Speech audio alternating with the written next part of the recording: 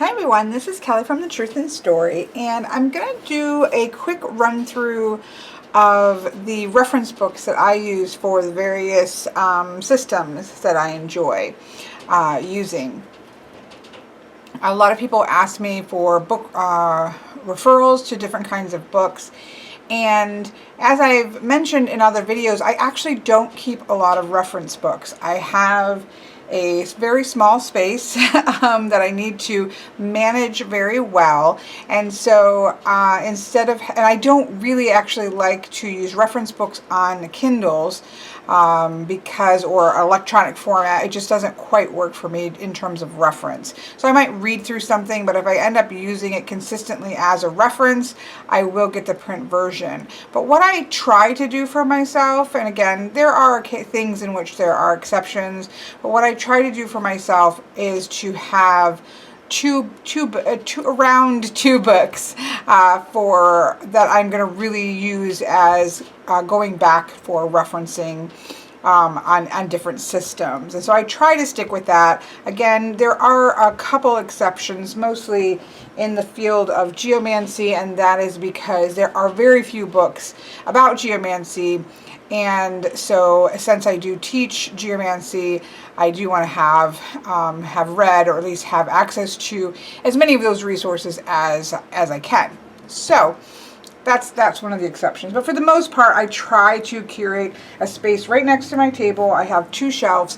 One shelf is all of the guidebooks that don't fit into their boxes, and then another shelf I have these main source of references that I use. And so I thought I would kind of go through those real quick for people who are interested. You've probably seen or heard me talk about all of these at one time or another, but I thought I would just do one video of the current books that I use for reference.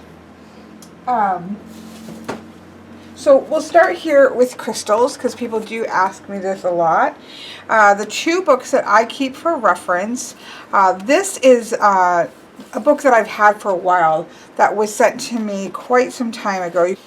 You can see this is well worn because Isabel, as a puppy, liked to get on top of it and scratch it.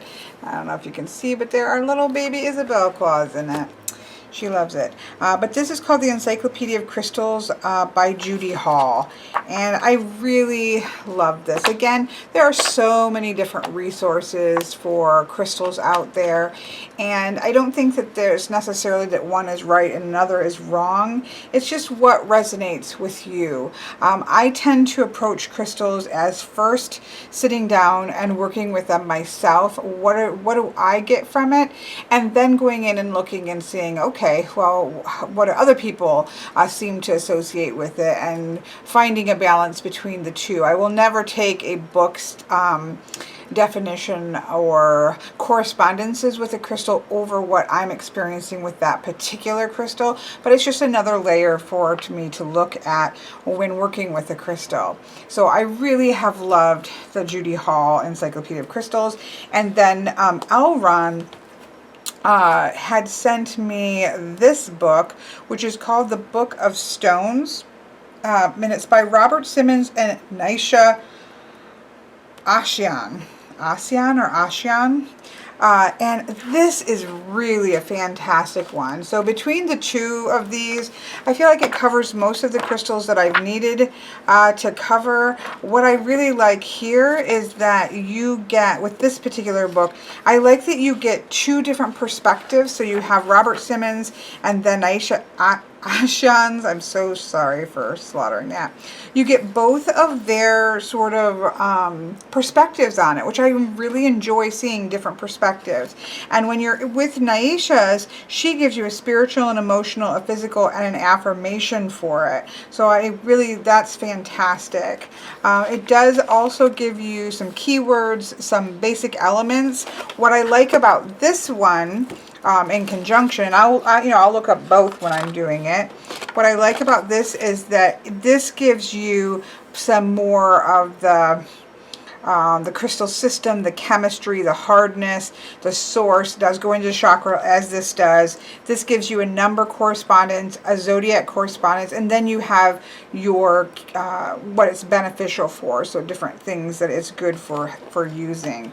I also like that this is divided into colors, plus you can look at it up by name, and you can also look it up by things that it's good for, in terms of if you're looking for balance or something like that and you don't really know what you're looking for.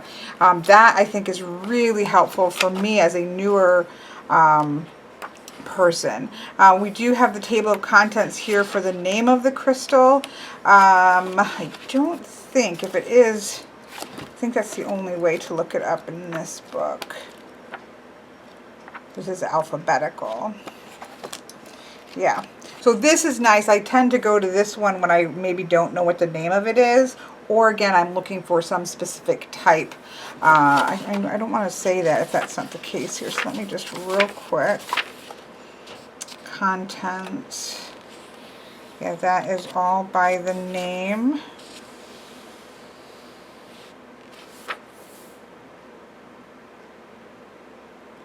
Here's a stone property reference. So then there is also, excuse me, there's some power combinations. Here we go. So here you can look up properties. So you can even look up things like coughing. So you can look up physical properties, like your gallbladder, your hair, your heart, those kinds of things. Let me see if it has more. Yeah, like a hot temper, stress. So yeah, so physical. You can also see spiritual and emotional correspondences. So yeah, in the back, this also gives you another way to look at it. If you're just looking for a crystal for a specific thing, such as maybe anxiety or something like that, and you want to look up which ones you should get. So both of these allow you to do that. So that means the only difference here is that if you just don't, you've got a crystal and you're like, you know, I don't know what this is. It's blue. I can go, I don't even know if this one is in here. I can go through, I think it's blues, no, here's blues, right? Green, blue, and turquoise, but we want straight up blues. Blue and indigo, so that's with the purples.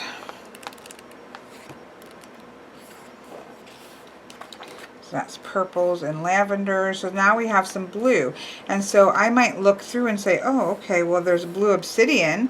Maybe this is blue obsidian. And I kind of start to work my way through figuring out, maybe it's sodalite. You know, I've got some sodalite. Maybe it's that. Oh, well, no, that's got more like variation in colors. It's not a straight color like this. And so on and so forth. And so that can be helpful when you have a crystal that you just don't know what it is. And you're just kind of going off of color at first. So these are the two books that I have. I think I have one other of her. She's got a whole set of the smaller crystal Bibles. I think I have her one that has like these special crystals in it that you often don't find in general crystal books. So I think I have that one as well. But she does have a whole series, which it's not that I wouldn't recommend them, but I already had to have this, and I feel like it's covered most of my bases. So these are my two crystal books. Those down here. Now I'm going to go ahead because these are right next to me, so I'm going to go to runes next. Again, I do have some other rune like guidebooks that came with sets and things like that, but in terms of books, the ones that I'm keeping on my shelf are A Practical Guide to the Runes by Lisa Peschel. Their uses in divination and magic. It's just a small book, but I actually quite like this one. I think it's, you can see that I've well highlighted it. And so it does contain the weird blank rune, but she does note that this is a modern edition, and so that lets you be able to decide whether do you want to add that in or you do not want to add that in. So I really like this. I found this at the local, my local Barnes & Nobles, so that was quite cheap as a Llewellyn book. My favorite is definitely the Nordic Runes by Rhys Mountfort. Now I have had this one on my Kindle for quite some time, but I just went ahead recently and picked up the physical version. I'm kind of rereading it. I've read this a lot when I was going through and kind of solidifying my own personal keywords for runes. I read this quite a few times, but I'm rereading it in paper form just before, I'm going to be teaching, so I kind of want to refresh myself on that as I'm pulling all of my stuff into spreadsheets. So I also have his Omen book, which I'll talk about in a minute, which I do enjoy as well. One thing I like about his works is that he does a really good job laying things out, giving you, so for Oghams, there are kennings, there are rune poems that give the meanings that give us a really good idea of the way they might have seen the runes back in the olden days, so to speak, and he lists those out, the major references that we have. He also gives you visualizations to try to help you to see that rune by its meaning, which can be a little bit different. He gives you the meanings, he gives you the myths and legends that are connected with it, which is really lovely as well. So I really like this this version of Book of Runes. Again, Nordic Runes by Rhys Mountfort. So I would certainly recommend that one. It's a new book, but it's not a new to me book. So that's for runes. So while I guess we're on this topic of runes, let me grab. Sorry, I have these right down here next to me. We'll talk about Oghams. So for Oghams, again, I really do enjoy Rhys Mountfort's book on Oghams, Understanding, Casting, and Interpreting the Ancient Druidic Alphabet. So he does a really, again, same thing as he did before. He gives you sort of a visualization. He gives you a meaning. He gives you the main kennings we have relating to that Ogham, so that you can start to build your own understanding of what that rune may mean. He also gives you the variations, because there's many variations that are there. Its status as a peasant, what it sounds like, all the basic things. Then he gives you your meanings. He gives you keywords. Now he does give reverses, and I land on not using reversals for Oghams, specifically because there are two complete sets or suits, so to speak, of the Oghams, that if you reverse them, they simply turn into the other Ogham. And so that, to me, doesn't make an argument for these having been used with reversals. Of course, we'll never know how they were used before, but with Oghams, because of that, I do not use reversals. It doesn't make sense, given that two of the suits are simply reversals of the other ones. So that to me doesn't make sense. So, but he does give that in case, if that's something that you do use with your own, you do have that there. Again, he gives you stories, he gives you folklore and magic used with each of the runes. So I do find this to be a great resource, but by far my favorite of the Omen books are Weaving Word Wisdom by Erin, Rowan, Laurie. And what I really like about her book is that she's very clear about what we can kind of construct from the name of what the actual Ogham name means, as well as with the kennings, right? Because that's all we really have is, okay, we know what it means, and we know these kennings are associated with it. So she starts there and gives you those basic things. Then she adds some other things in that she clearly says, these are my experience with working with them. And I love how clear she is about that. And she also gives you some associated lore that gets attached with these. And I also like how she defines them each based off of the 3 realms, which can be really helpful in how you might get these readings. And she also does have a set of Ogham cards that you can purchase and print yourself that has these 3 sets of Ogham so that you can work with things the way she does as well, so that you have 3 sets to either mix together or use. And she has a pretty solid, I feel like, casting section, although I think he does as well. So this is by far my favorite. If I were to pick one for somebody to purchase, it would be this one, but that's because, you know, it really resonates with the way that I read Oghams. So these are the 2 books that I keep regarding Oghams. What's next? I'm just kind of grabbing because I've got these in sets of 2 on my shelf. For Geomancy, if you've ever seen me ramble about Geomancy, I always recommend The Art and Practice of Geomancy by John Michael Greer. This is just for a modern person wanting to pick up Geomancy. For me, this is just the book that you would get for that. Now, because I do put hoary astrology into my geomancy readings, meaning that at the time of casting, I am looking at where what planets are in the house of whatever my question is.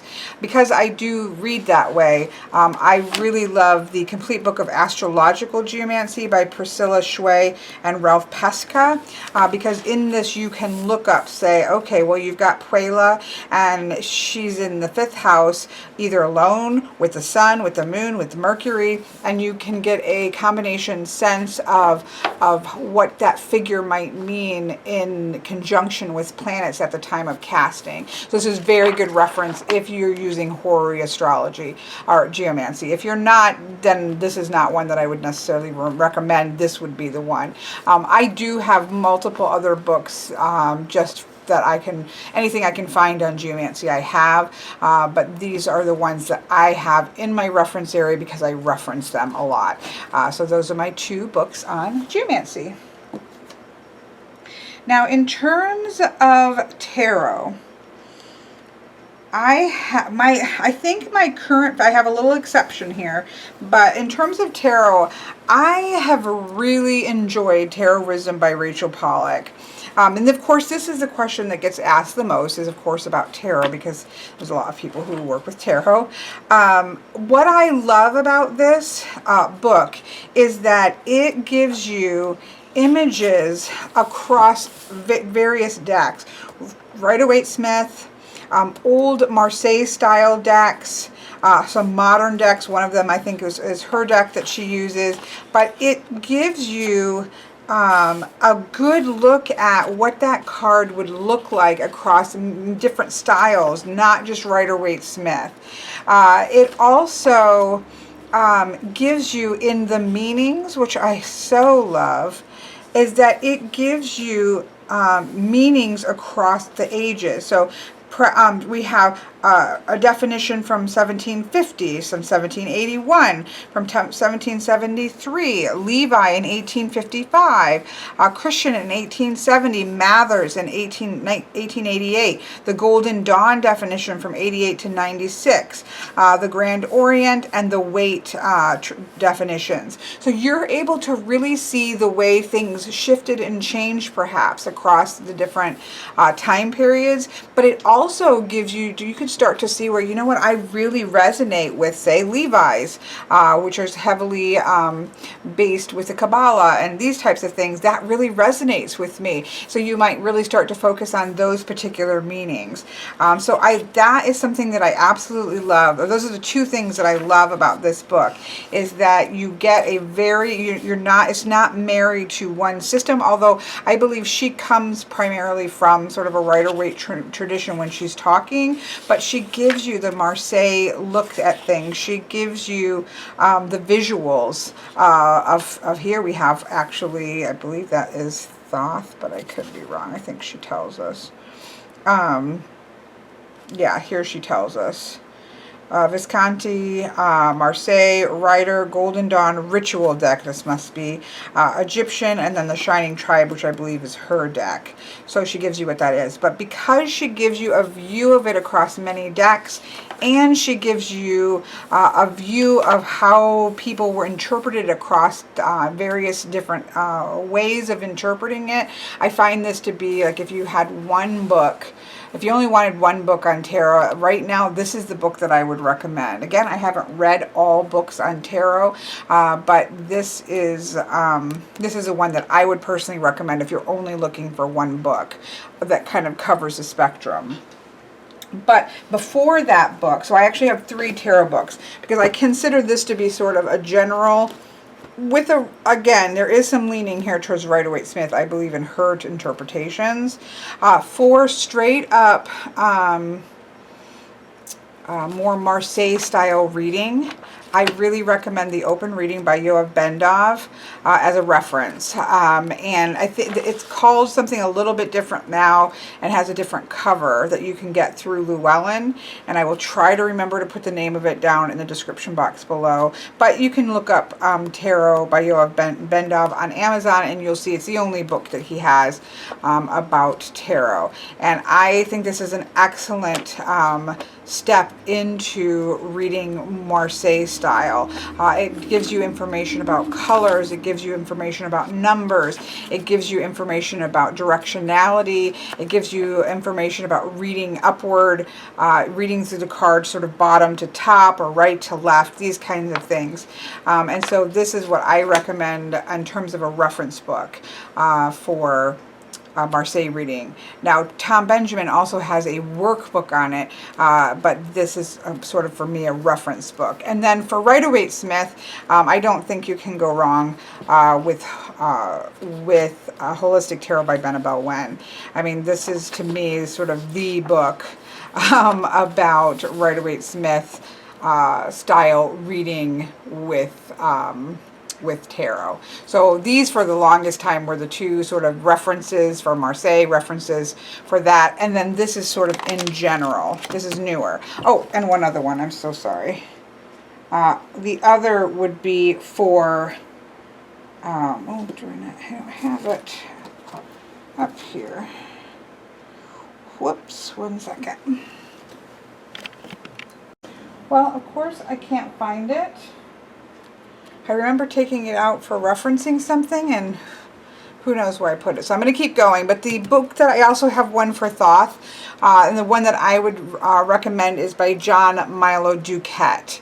And that, to me, is I have a couple books on Thoth, both Crowley's book about it, a really great keyword book. But for one book, you know, if I have one book for Marseille, one book for Rider-Waite-Smith, and then the book that I have it. I think I was rereading it, so it might be over in my bedroom somewhere. But anyways, I will, again, try to list all of these books actually in the description box. And so the one for Thoth that I would recommend is by DuQuette. And so again, look below in the description box, as I will try to list all of the books there, including that particular one. So technically I have 4 books on tarot, but each one of these and the DuQuette book is a separate system or a separate way of approaching tarot, and then this one sort of being across all the spectrums. So that's how I guess I particularly justify those extra books in this in the area of tarot. Okay, I did have a couple books on my Kindle. There was my Understanding Aleister Crowley's Thoth Tarot by Milo DuQuette. That's why I couldn't find it, because it was in my Kindle. If I ever get into serious, working with Thoth, I will get this one in print. But I've read this multiple times on Kindle. My books on Lenormand are also here on my Kindle, because I was kind of reading Lenormand before they started to get some books. But the ones that I recommend, the 2 that I recommend for Lenormand. I absolutely love Lenormand 36 Cards, An Introduction to the Petite Lenormand by Andy Boroveshengra. I'm always slaughtering his name, but I'm always saying get this book. It's not very expensive. It's not very large. It just kind of gets in there and gives you the information that you need. So I highly recommend that one. And then the other that I recommend is, pulling it up, that was in my iBooks actually, is the Complete Lenormand Oracle Handbook by Caitlin Matthews. I really like how she has everything laid out here. She does a really good job with it. And I'm not saying that there aren't other, again, I had a pretty solid understanding of how I was reading Lenormand before I started to see, you know, books in English start to come out. So I don't have a lot of texts based on Lenormand because I already was reading pretty solidly beforehand. So these are the two books that I've read multiple times and that I do recommend for Lenormand. So that's Lenormand, and finished up the tarot as well. In terms of I Ching, I'm just putting what I have in my reference book so that, you know, these are what I have on my shelf. This is a translation of the I Ching by Benebell Wen. This I've used for actually quite some time. She allowed me to use her translation before she had set up her class to do this, so I've used it for quite some time. I've done videos about it, but you can purchase a class through her, which is well worth it. And one of the things that you get is the ability to print this off from Lulu, and so it's something that I highly recommend if you're interested in I Ching. Even if you kind of feel comfortable with I Ching yourself and maybe don't need the videos teaching you how, it's worth it just to get the ability to print out this translation, in my opinion. So for I Ching, this is the translation that I use. So this is, of course, on my shelf. Don't have two, just have one of that. I do a lot of work, you know, I do readings for past life readings, which I really love. And the main book that I recommend for past life astrology, or that I love to use because when I read it, it's one of those moments when you're like, yeah. You know, that's kind of how I see things. And so Judy Hall's Past Life Astrology, I love this book. Now, I recently picked up the Lunar Gospel, the complete guide to your astrological moon, because one of the things, if you get into looking at the astrology of past lives, much of what you are going to be looking at is in your moon signs and your moon correspondences. And so I picked this up because I read the section on myself, all the things that pertain to myself, and I was like, oh, okay, yeah, that really hit home. So I can't say that I'm like full on recommending this book yet because I have not spent a lot of time with it yet, but so far what I have read for myself has really resonated. And I had mentioned this, I think, in live chat, and so I wanted to at least include it. But again, I'm not recommending this to like go out and buy this now yet, but I wanted to point it out. This one I do recommend, which is Judy Hall's Past Life Astrology. I believe there was a past printing perhaps of this. This is a newer printing of this from, I think, this year maybe? 2017, this edition. But yeah, it looks like 2002. It might have been put out in 2002 and a reprinting in 2017.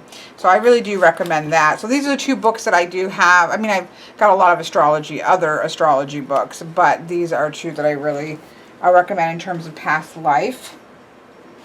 So just working my way. I think I've got one more here, which is playing cards and fortune telling.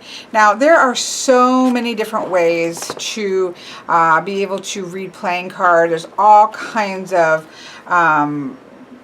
people that you can find online. You can do all kinds of, it's one of those fields in which, it's like tarot. There are so many variations of how you can interpret playing cards and read playing cards. But I really like this book, Fortune Telling Using Playing Cards by Jonathan D. I just really like it. He gives astrological correspondences, he gives meanings, he gives a little poem that pulls it in. He associates things with the gypsy, what does he call it? I think he calls it Romany. Let's see. Gives you some history there, talks about Attila, the Golden Dawn. He's got some good charting. He talks about the suits, the card combinations. I just think he does a really good job of giving you that. But then he goes into Romney way. Yeah. So then he goes into sort of some spreads and using it in a way in which traditional Romney way of doing it. He also gives you some Lenormand. I really love his master method here. So you've got a nice, well-rounded way to approach playing cards. So it's just one of the, I kind of have my own way of approaching playing cards. That's maybe a mix of cartomancy and also a little bit mix of just numerology and the suits. But I think this is a nice, well-rounded way to approach playing cards. So that's that. The other that I would say in terms of essential oils, which people ask me a lot about, are herbs. I use this essential oils, the complete A to Z reference of essential oils for health and healing. It's by Aletheia Press. I picked this up, I believe, at a Barnes & Nobles. And again, I don't think it's, the be-all and end-all. Many of these are going to be similar, but I find it to be a great place to start. So I do tend to start here. Then I, write in my own things that I find, and I have a handbook. I feel like a lot of essential oil use is really getting to know the particular essential oil well, and then the blends are great, but you also start to kind of make your own blends based on your knowledge of working with the individual essential oil. So I do like the medicinal uses that this has. I do like that it gives you good reference into what essential oils it works well with, any precautions that you might need. These types of things I think are helpful. I always then tend to go online and do some searching and things of that nature as well. And I started, and I recommend for people starting with using herbs and or essential oils, is that you pick a small amount. So I think I started with maybe 8 herbs and essential oils, and I really worked with those until I felt very comfortable, and then started adding things in for specific reasons, working with those. Like, you don't need to get this massive collection of herbs or oils to get started with, but getting really comfortable and knowing what you're doing with a few, and then building, adding a couple in, get comfortable with those, adding a couple in, get comfortable with those. It's worked for me, and is certainly something that I would recommend. So I'm not saying there isn't a better essential oil book out there. It's just the one that kind of made sense the most to me of the ones that I kind of pulled off the shelves and worked with. But then again, I just go forward and do my own research on each individual one as well. But this is the one that I reference. I'll kind of start here. In terms of herbs, with magical correspondences, I do really like the Cunningham's Encyclopedia of Magical Herbs, just for giving you your correspondence. What is the planet? What is the element? Certain magical uses. It's real base. Kind of gives you some base information about. And this is, for me, would be more in terms of setting intentions and those kinds of work here. So I actually do really love to have this as a reference. I've just recently picked up Blackthorn's Botanical Magic, the Green Witch Guide to Essential Oils. So because I do really love working with essential oils. I work with the herbs as well, and I have, you've probably seen, quite a collection of herbs as well as essential oils. But one of the things that I liked about this is that of my list of essential oils that I work with, most of them, the majority of them were already in this book, which was something that was fantastic. I absolutely loved her opening. I will probably do a separate review of this book. I really loved her introduction to this book. And then I love all the information that you get with it. So, you have scientific, the botanical name, the origin, the source of the oil, because sometimes it comes from the roots, sometimes it comes from the peels. So she gives you that. She gives you the evaporation note, which is really fantastic to have if you are using multiple oils, to make sure that you get a base, a middle, and a high note on them. Can be really helpful to note. To have that note noted. A description of the scent, the impact that scent can have, because hers is dealing a lot with the understanding of how the smells of these things can really affect you, which is fantastic when you are setting intentions, using oils for that type of thing. She again gives you the magical correspondences. I'm sure those are the types of things that you're going to find, everybody's going to have a different base, but she kind of gives you those base ideas. If there are any warnings with that essential oil, she puts that in. And then she has lore about that herb. She has uses if you're just going to use that essential oil by itself, which I think is fantastic. And then she also gives you mixes for various things. So you get quite a lot, and I've used a few of these already. I've read through all of the ones that I have the essential oils on. She's got a great, I'm a big fan of appendixes. Benebell her appendixes, in my opinion, are probably worth the price of the book, because everything is nice and succinct. So she gives great things that are phototoxic, which is important, things to avoid if you're pregnant with essential oils, testing methods, terms, these kinds of things in the back. Again, a way to search for, from her selection of them, things to search for if you're looking for emotional, mental healing, money, that kind of, so you can search for it if you don't know what you're looking for, but you're looking for peace. Okay, well, here's all of her recipes that might impact peace. I also liked how she also recommended early on that, okay, to get started, you don't need to have all of these. She talks about color as well, because I do use color as well, the moon phases and that kind of stuff. But she talks about how you just need a few to get started. I think she gives you 4 that she recommends getting started with. So I'm really enjoying this. I haven't had this very long, but I'm greatly enjoying this particular book. Up until then, these were sort of my starting points for medicinal and kind of starting points for setting intentions and those kinds of things of that nature. So I've kind of added this one in at the moment. So that's for like herbs and essential oils. And then again, it's just going and doing the legwork, because I try not to, essential oil wise, I don't have a list right here of all of my herbs, but essential oil wise, I have quite a few, but I didn't start out with this many. I started out with less than half that one, 2, 3, 4, 5, 6, 7, 8, roughly about, I think I started about 8 or so. Might have even been less of essential oils. I know with herbs I remember I started out with 8.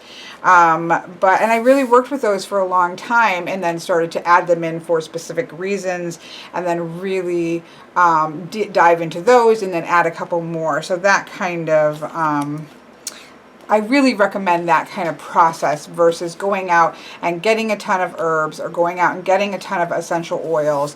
There are certain ones, whether you're going to go medicinal, I think even in this medicinal one, it talks about sort of like having a